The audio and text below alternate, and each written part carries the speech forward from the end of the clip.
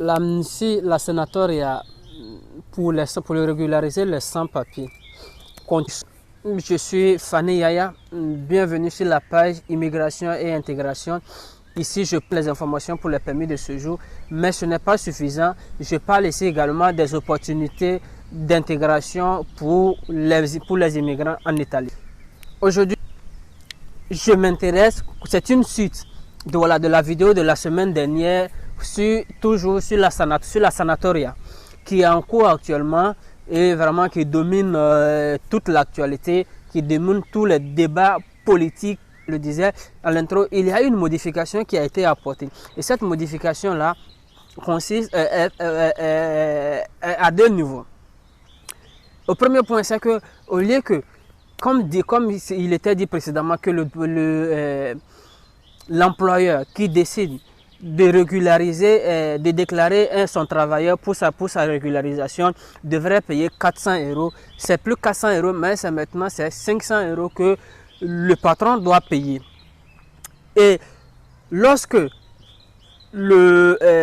c'est l'immigrant même, le sans-papier même, qui fait la demande, alors il paye 130 €. Qui ne peut pas faire, qui ne peut pas employer, qui ne peut pas activer cette demande-là? Quelqu'un qui a un permis de séjour temporaire ne peut pas l'activer. Quelqu'un qui a un permis de séjour humanitaire ne peut pas l'activer. Si l'employeur a été condamné pour son implication dans l'immigration clandestine ou aide qui a favorisé, ou apporté quelque chose qui a favorisé, encouragé l'immigration clandestine, ne peut pas activer la demande. Si le travailleur a une fois été condamné pour un délit, lui, il ne peut pas bénéficier. Alors, comment on peut justifier sa présence? Pour justifier qu'on était présent en Italie jusqu'au 8 mars 2020. Il y a plusieurs canaux pour justifier sa présence. Alors, l'enquête dactyloscopique, quand je dis exemple, vous étiez titulaire d'un permis de séjour, ou bien vous avez été interpellé par la police et soumis à un contrôle. Ces données-là existent dans les fichiers. Donc à partir de ça, c'est justifiable que vous étiez en Italie avant le 8 mars 2020. Alors, si vous étiez un touriste, la déclaration de présence a été faite pour le tourisme, les études, le sport ou des recherches. Alors, certainement une déclaration a été faite au siège de la police. Ou bien auprès de d'autres structures. Exemple, l'hôtel, peut-être si la personne était ici, était en Italie ici, pour motif de sport, ou bien pour des études, ou bien pour le tourisme, certainement l'hôtel où la personne logeait, la personne est enregistrée là-bas. Donc si les dates de sa déclaration sont enregistrées là-bas, alors c'est déjà une voie pour pouvoir démontrer que la personne est en Italie depuis longtemps. Alors, il peut y avoir encore d'autres certificats de documents d'une certaine date d'organismes publics. Exemple, les écoles. Si vous avez peut-être un enfant, votre enfant fréquente dans une école, alors on sait que vous n'allez pas abandonner votre fils de 5 à 6 à 7 ans, je dis n'importe quoi. Vous ne pouvez pas l'abandonner pour partir. Donc, si cet enfant-là fréquente dans une école sur place jusqu'avant la date 8 mars 2020, alors cela justifie que vous résidez en Italie ici avant le 8 mars 2020. Ou bien vous-même, si vous-même vous étiez en école, vous fréquentiez une école, cela justifie, avec ça encore on peut justifier que vous êtes en Italie ici avant le 8 mars 2020. Ou bien pour un cas si vous avez été hospitalisé ça peut être, ça peut arriver. Il peut s'avérer que vous avez été, vous avez eu un malaise, vous vous êtes rendu à l'hôpital, on vous a enregistré. Donc, toutes ces données-là peuvent démontrer que ou bien vous avez renouvelé votre permis de séjour, ou bien votre carte sanitaire. Tout cela peut démontrer que vous résidez en Italie ici avant la date du 8 mars 2020. Alors, si la personne est non membre, si la personne, ou bien la personne est arrivée ici, la personne n'a pas eu le temps de peut-être d'aller faire la déclaration avant le 8 mars, ou bien même si la personne a fait la déclaration, si pour retrouver toutes ces traces vous êtes difficile et que vous n'êtes pas membre de l'espace Schengen, alors vous pouvez prouver votre présence ici par le cachet de votre passeport.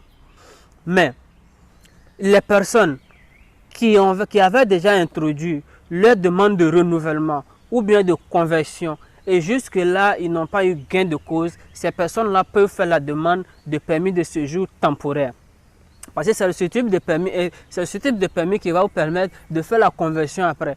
Vous avez un permis de séjour de cas spéciaux et qui est arrivé à expiration, ou bien vous avez déposé pour le renouvellement ou bien pour la conversion. Et jusque-là, on ne vous répond pas, vous avez la possibilité de faire une demande de permis de séjour temporaire qui va de 6 mois. Et ça va être l'occasion pour vous également de faire une conversion véritable de votre permis de séjour. Parce qu'avec le permis de séjour de recherche d'emploi de 6 mois, lorsque vous avez un boulot, automatiquement, ce permis de séjour de 6 mois-là peut être converti en permis de séjour de travail subordonné.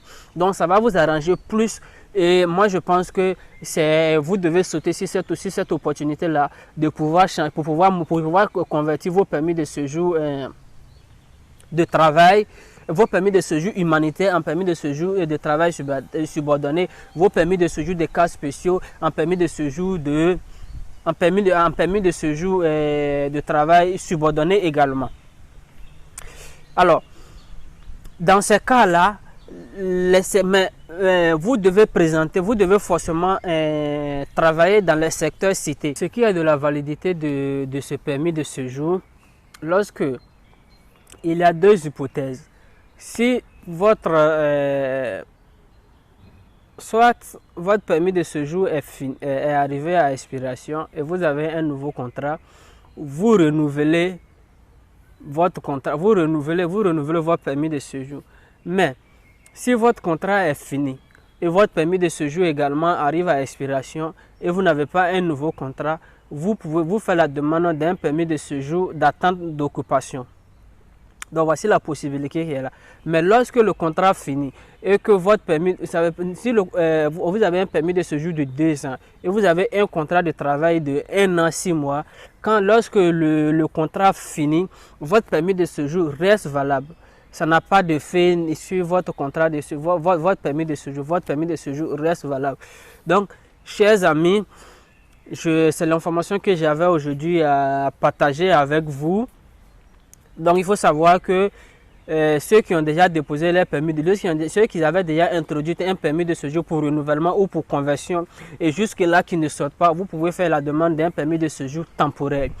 Et ceux dont leur permis de séjour arrive à expiration le 31 octobre 2019 et arrive à expiration le 31 octobre 2019, ceux-là doivent faire la demande de permis de séjour temporaire s'ils n'ont pas de travail. Mais si vous avez déjà un travail, vous travaillez déjà avec un patron, le patron ne fait que déclarer que vous êtes se présenter pour déclarer que vous êtes son employé. Donc il va se charger de vous régulariser, de vous faire un contrat, de vous signer une résidence et de notifier et de faire la notification. Alors, donc c'est l'information que j'avais pour cette semaine à vous apporter. On se donne rendez-vous le prochain week-end pour de nouvelles vidéos. Si tu n'es pas encore abonné, je te demande de t'abonner, d'activer la cloche de notification et pour ne rater aucune information parce que ici je parle de l'immigration et d'intégration. Les opportunités pour faciliter l'intégration des immigrants. Donc on se donne rendez-vous pour le week-end prochain. D'ici et là, portez-vous bien.